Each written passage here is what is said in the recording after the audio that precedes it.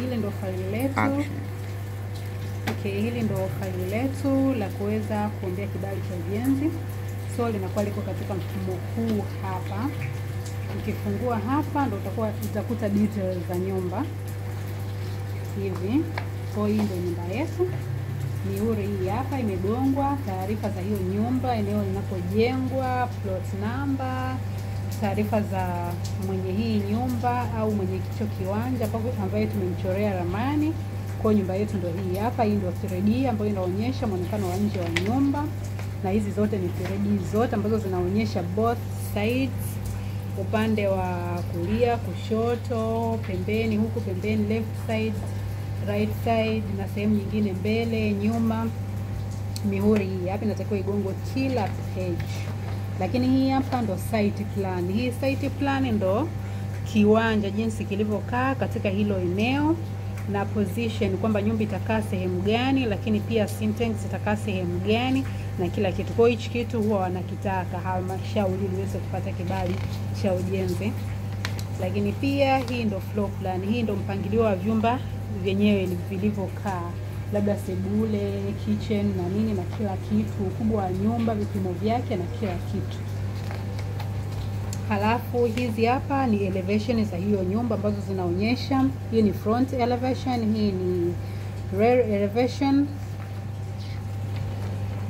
hii ni right elevation, hii ni left elevation. Kwa hiyo kwa wale ambao ni mafundi wanajua kabisa hivi vitu ni vya muhimu sana kuweza kuzingatia katika ujenzi wa hiyo nyumba wanapokuwa wanafanya setting ya hiyo nyumba na kila kitu, maandalizi. Hii ni roof plan ya hiyo nyumba, kwa hiyo inaonyesha hapa vipimo vyake, bati zitakavyokaa na kila kitu. Mafundi wanajua hapo na maengineer.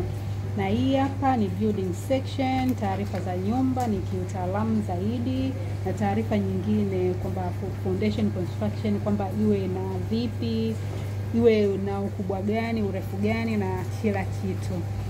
Lakini huku ni taarifa nyingine za nyumba. Kwa faili letu ndio linakuwa limeishia hapo, page zote hizo. Kwa unaona hapa kuna page ya kwanza, ya pili, ya tatu ambayo ni site plan. Ya kwanza ilikuwa ni 3D, hii ni ground floor, hii hapa ni elevation za nyumba, mbele, nyuma, pembeni, huku upande wa kulia.